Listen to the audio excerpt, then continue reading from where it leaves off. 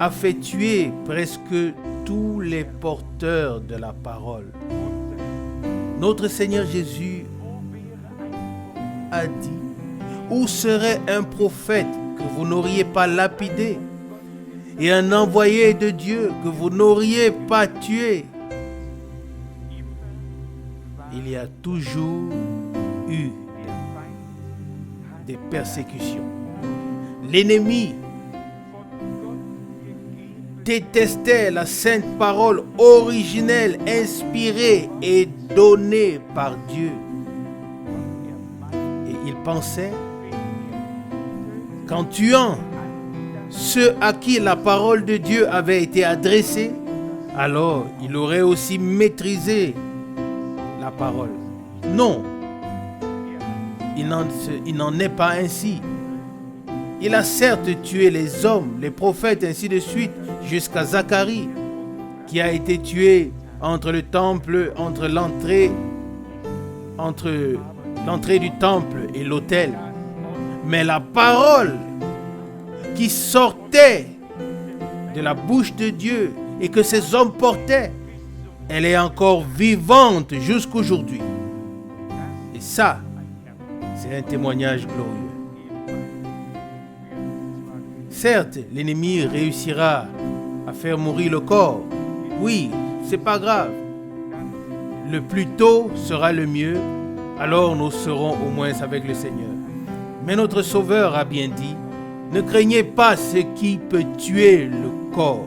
Selon Matthieu 10, verset 28. Nous ne devons donc pas nous étonner.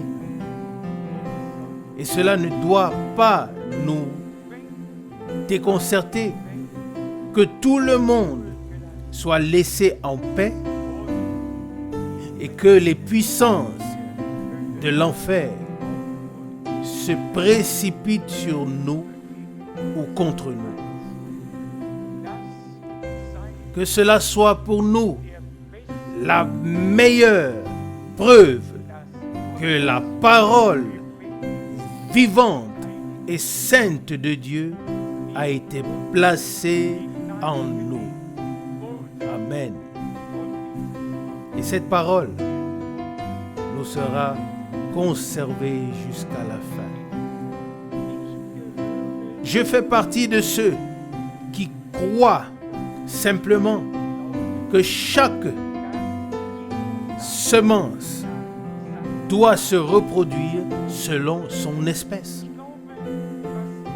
Je crois ce qui est écrit dans Matthieu chapitre 13, que la bonne semence, à savoir que le Fils de l'homme est sorti et a semé, et que la bonne semence de Dieu, ce sont les enfants du royaume de Dieu.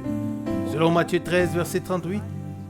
Et puis, l'ennemi est venu lorsque les gens étaient endormis et il a semé sa propre semence.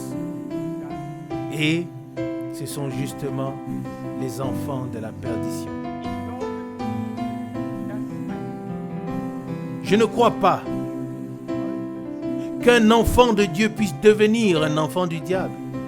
Et je ne crois pas non plus qu'un enfant du diable puisse devenir un enfant de Dieu. Je ne crois pas à cela.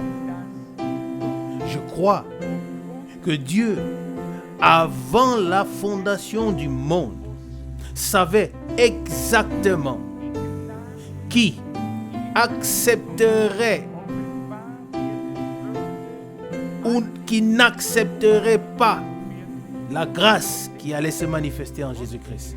Et c'est pourquoi, avant même que nous ne soyons manifestés, que nous ne soyons là, avant même que le monde soit créé, il pouvait déjà nous prédestiner à être fils et filles de Dieu. Il est possible que les enfants de Dieu servent le diable pendant un certain temps. C'est possible. Il est possible que les enfants du diable fassent de temps en temps un bon service. Mais au fond, la décision est déjà prise. Soit nous sommes et demeurons des enfants de Dieu,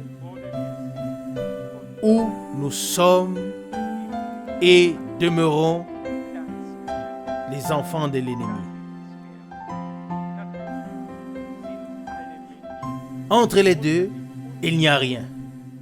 Bien sûr, les hommes ont été placés sous l'incrédulité parce que le péché s'est abattu sur tous et le Seigneur est venu racheter les siens. Il a sauvé ceux qui lui appartiennent. Et c'est ainsi qu'il est déjà écrit: tu lui donneras le nom de Jésus, car c'est lui qui sauvera son peuple de ses péchés. Selon Matthieu 1, verset 21. Ça, c'est le grand mystère. Et tous ceux qui font partie du peuple de Dieu, peu importe combien de temps ils ont marché dans les ténèbres et n'avaient pas encore consacré leur vie à Dieu, au moment où ils entendent la bonne nouvelle, le message de la grâce, de la rédemption, alors ils se rendent compte que le Seigneur a aussi payé le prix pour eux. Et ils viennent à lui dans la prière et dans la foi et disent: Seigneur, je n'en suis pas digne. Tu m'as regardé avec amour et tu as eu pitié de moi. Tu es mort pour moi sur la croix de Golgotha. Tu as payé le prix. Tu m'as racheté. Je t'appartiens. Voici ma vie. Mon Dieu, je te la consacre.